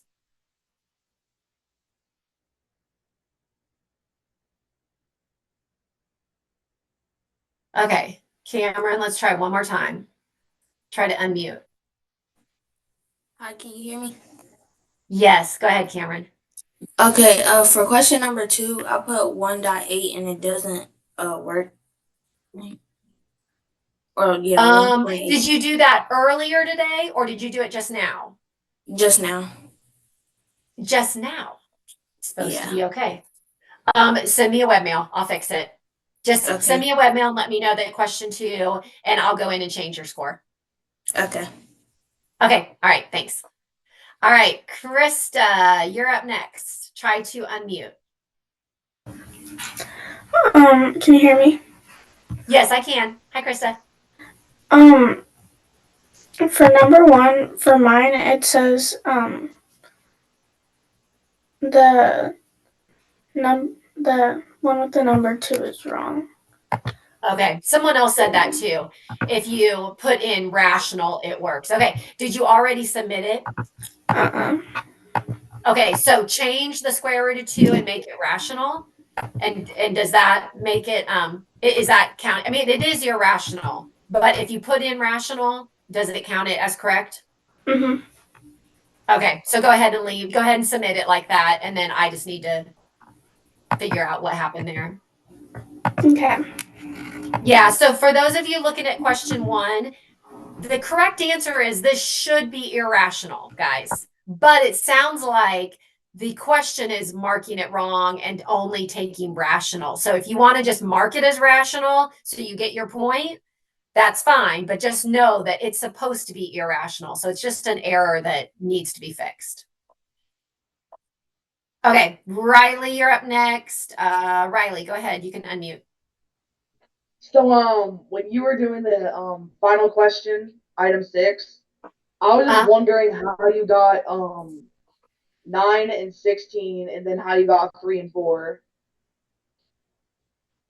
Okay, so I went back to the idea of perfect squares because I want to come up with the perfect squares that it's in between. So if you don't have them memorized, here's what you do. You say to yourself, okay, 1 times 1 is 1. So that's your first perfect square. 2 times 2 is 4. 4 is your next perfect square. 3 times 3 is 9. So that's my next one. 4 times 4 is 16. 5 times 5 is 25. So you make yourself a list of what you know are the perfect squares. Oh. Okay. And then ask yourself, where does 14 fall in between? Falls in between these 2, correct? Yes. Okay. So I see how you got 9 and 16. So then what I do, oops, not 9, 16. So then I just simplify that. Square root of 9 actually is 3. Square root of 16 actually is 4. So really the square root of 14 is in between 3 and 4. Yes. Mm-hmm. Does that make more sense, Riley?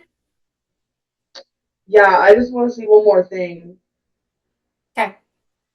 If you were looking for, like, let's say you wanted to be a bit more exact and you wanted to kind of estimate where it was between 3 and 4, how would you do that? Yep.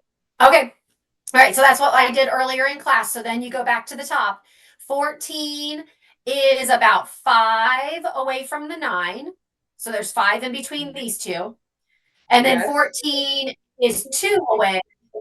and the 16. So definitely the square root of 14 is closer to the 16, which means square root of 14 is going to be closer to the 4.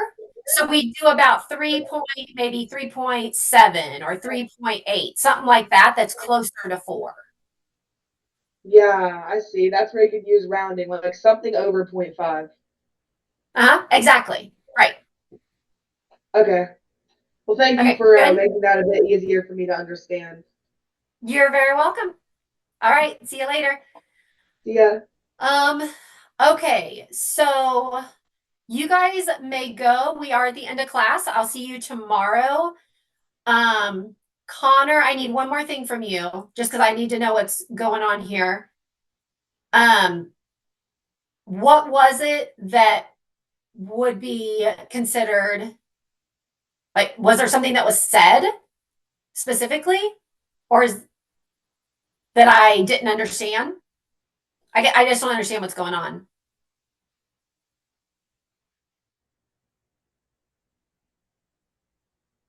I mean, did the other student, the one you're referring to, say something in the chat that caused this?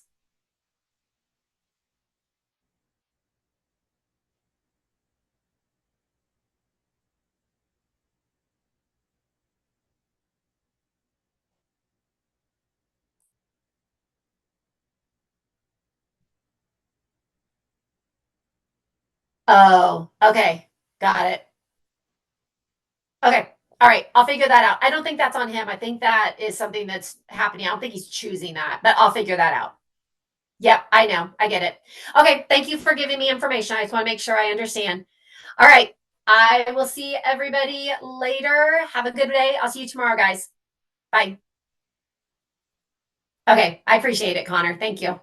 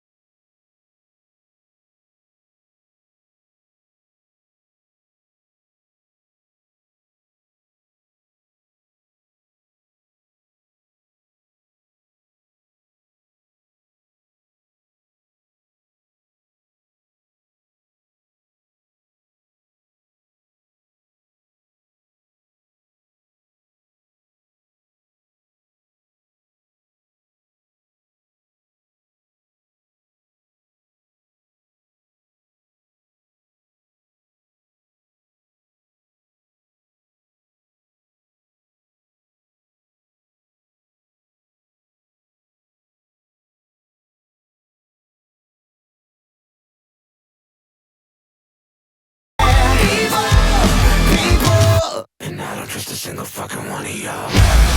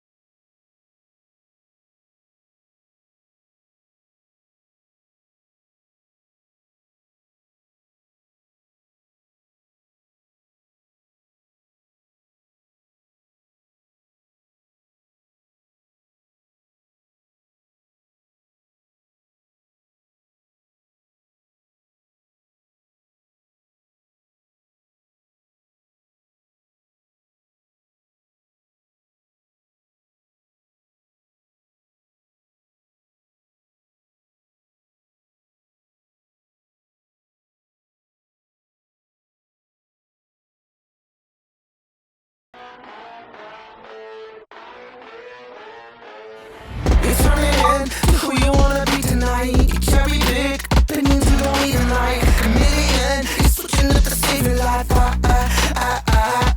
I said, ooh, you put a foot on my palm for a foot in the dark, found out. Hey, you kick me down to the rocks, to climb to the top, so now show them what they want. Social camouflage, mirror of everyone inside. Such a shorty way to lie. Tear us all to shreds till there's no one left, and you're stuck with your fake ass friends.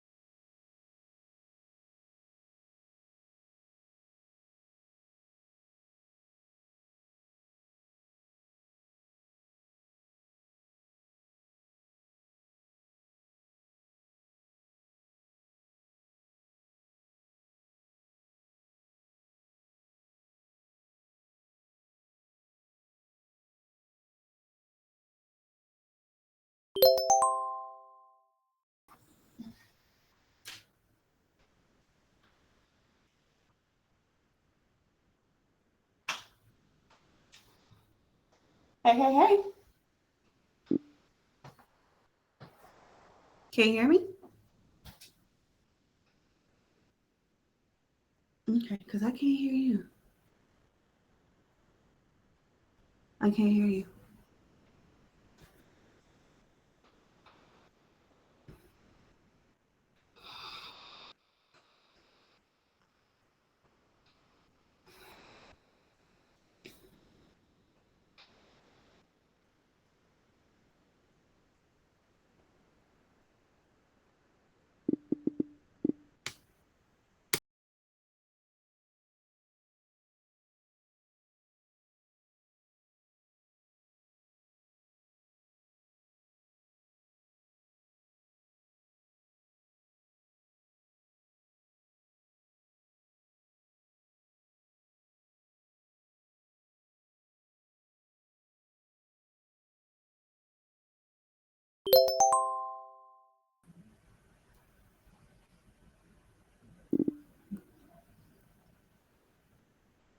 I can't hear you. Hello, can you hear me now? Hey.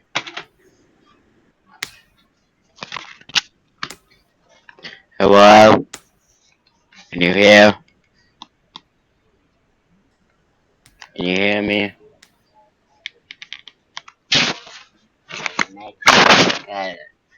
Therapy. Let me try the camera. Can you hear me now? Okay, good. I think I got my headphones are buggy. They wanna do audio out input, I mean.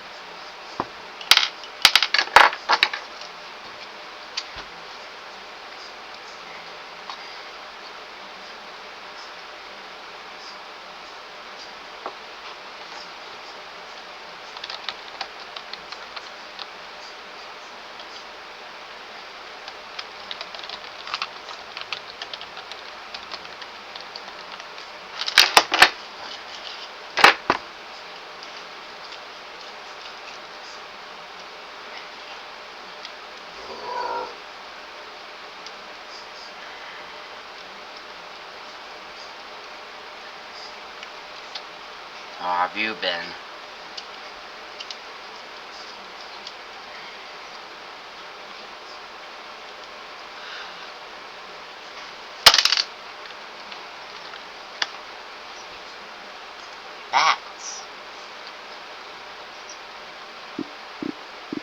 That's weird.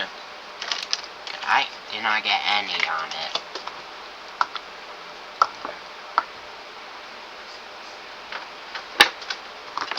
Wow. Yeah. Good. Got up, cleaned up. Got this set up. Also, this also does work. Wait a second. Get it back from down. Take it back on the one step real quick.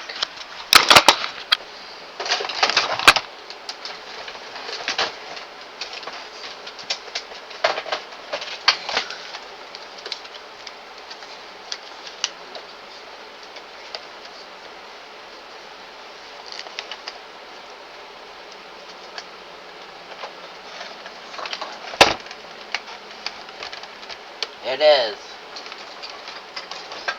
Just a pill. It had a long plug-in.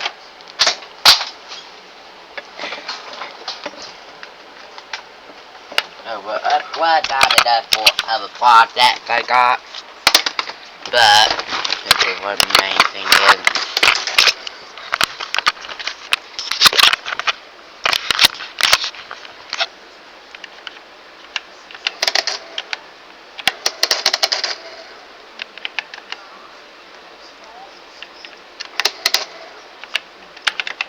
I'm playing around.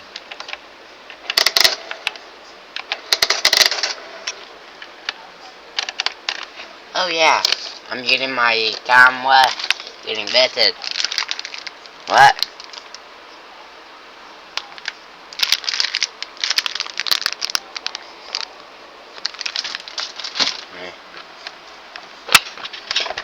I think it's of the audio being a bit different, but it's not really remote. Quiet. Oh, why? It's because they're going through my headphones and that. But now can you hear it?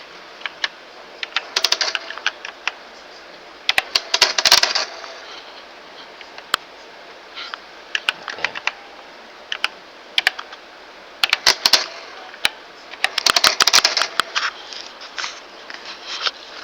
No, actually been pretty good. The thought it was cool about, and I got it from Goodwill, and I'm using thermal paper for it instead of a proper, stuff. But if I keep pressing it.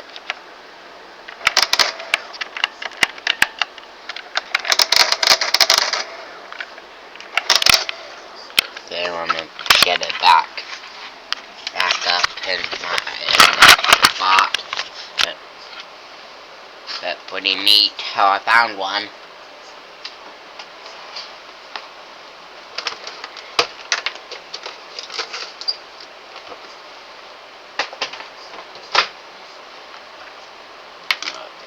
Go.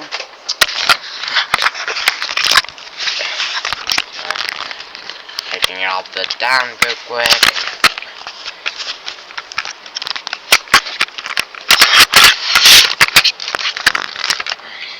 This is why you to put it down on.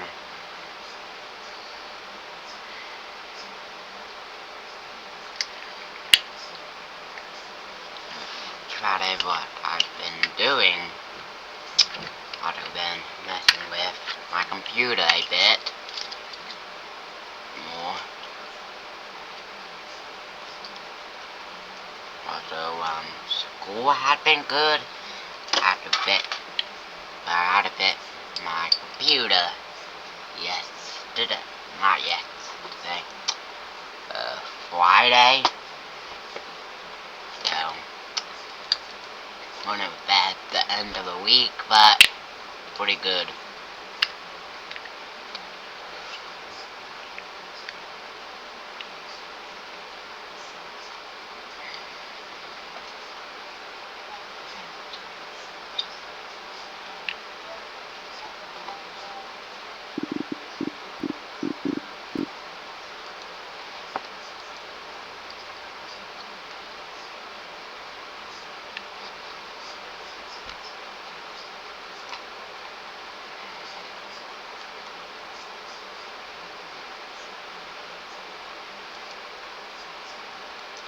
Yeah, I've been able to do it and started a few weeks before.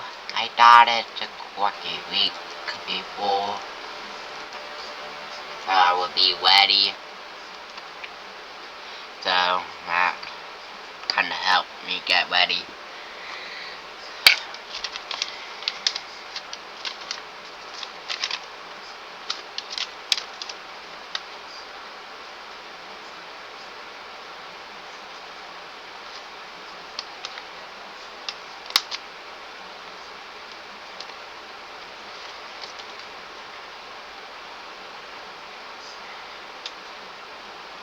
Now, do pretty good. And it's my second week.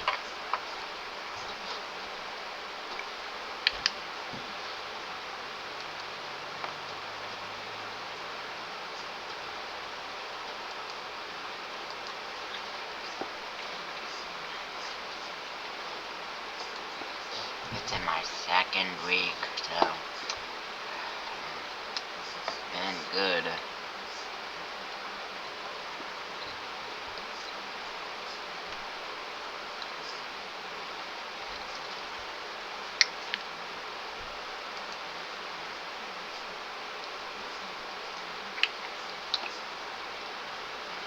yeah, ended up switching up a bit with caffeine pill and Benadryl.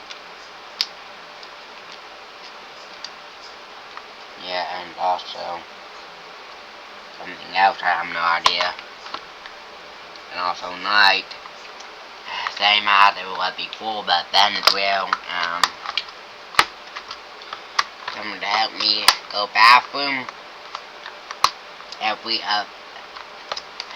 2 night, so be taking it tomorrow, but on Saturday,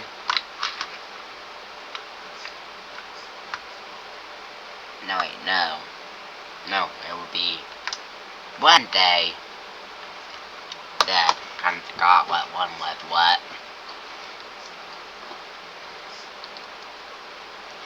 but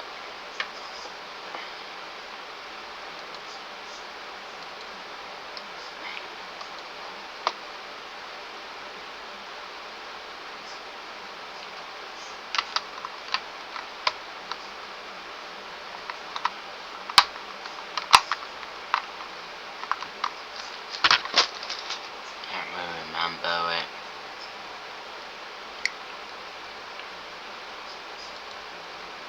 Just been bit of this past week been busy. Have been doing a lot more since I had to fix my computer. Whatever I had saved got deleted because there's only one folder remained on my computer in my home. Apparently, Wine, it's something I use, linked to it. Like, really linked. I didn't thought it was just a copy of it. If you went in there and deleted it, it deleted everything that I had in it. If you don't listen, that's what I think happened. So I had to fix it, had to try and fix it from a live boot environment, so it would do my drive, external USB hard drive. I had a USB drive so I could try and fix it. I couldn't, and I couldn't recover it since of how much it was lost. So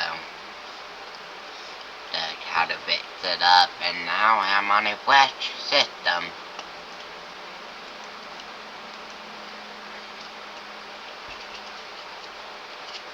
Because I would want to remove up data on it, then my drive, it had like a lot.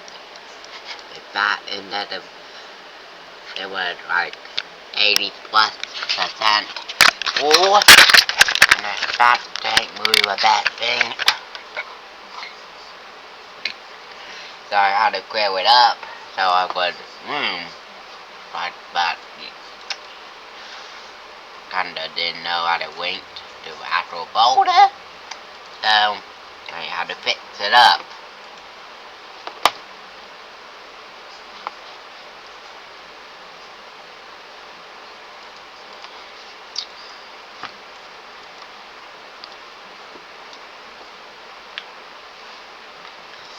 But at least it's cleaned up, and I already knew who we thought. Okay, the thing in my blog is out now. That does happen sometimes. But there we go.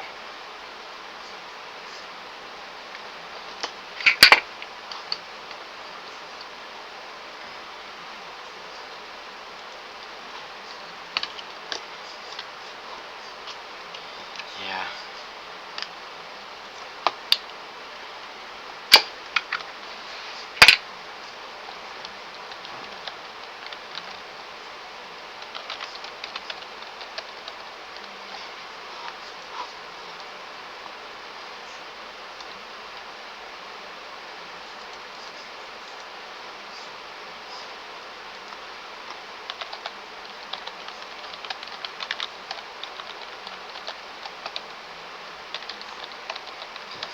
that's something that I kind of hard. I did try to recover some of the data, but I couldn't. I ended up reinstalling it, so I would have to say fresh start. And wouldn't have to worry about it being recovered.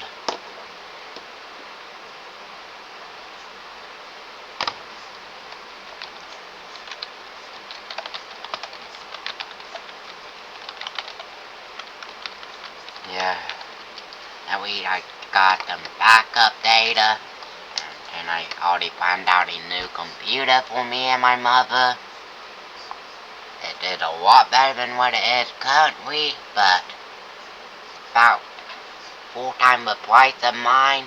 It bought all new parts, so but we still will be not really needing upgrades for a long time.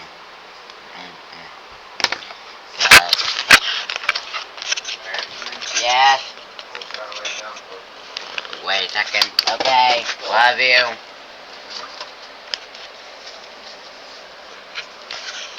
And I've been doing this for a fair bit. Few days.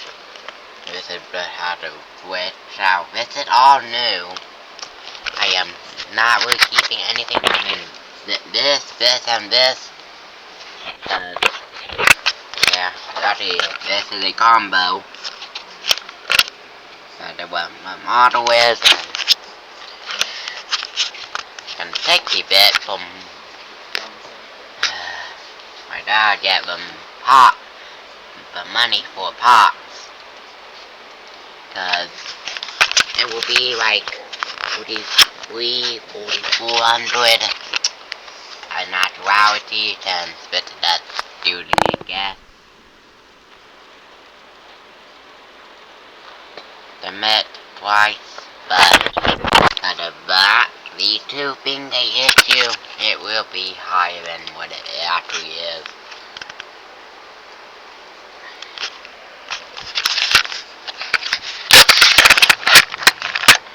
Because, if we go realistic,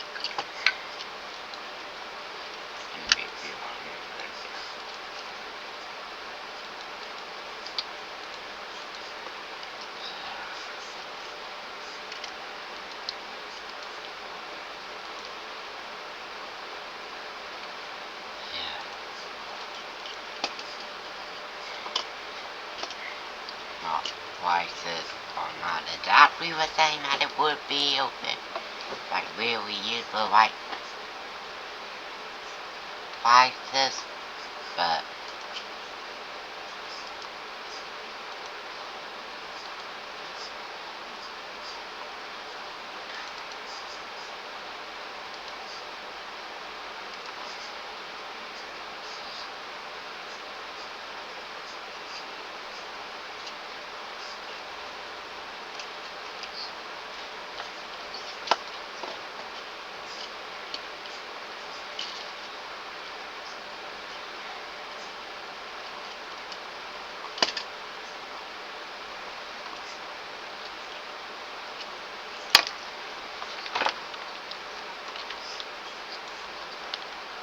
got it. And bringing emotional letters. There we go. Took a few seconds to find the bug.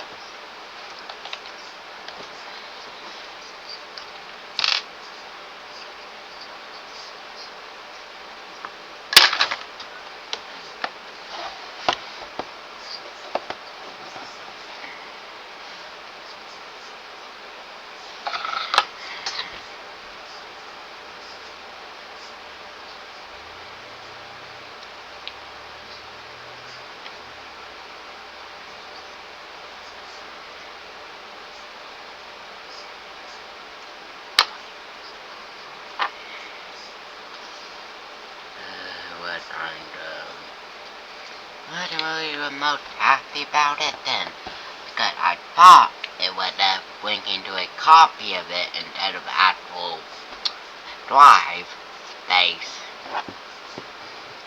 So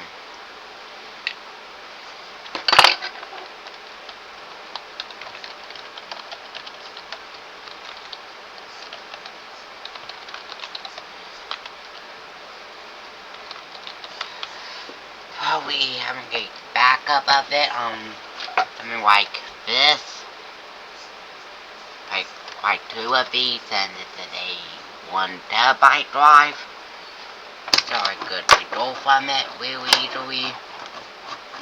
Would have been a better idea to have it before, but I wanted to do that before nap time.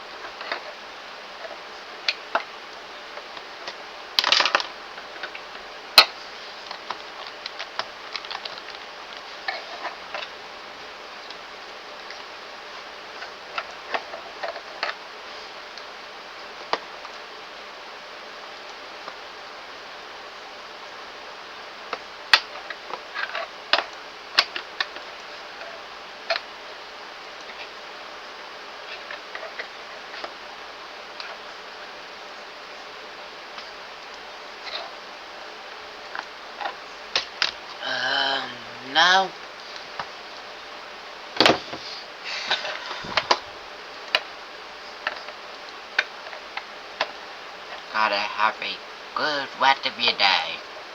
And the time between then and now and next time as well.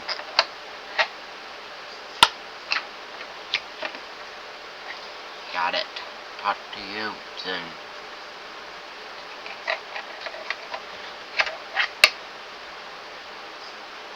Bye.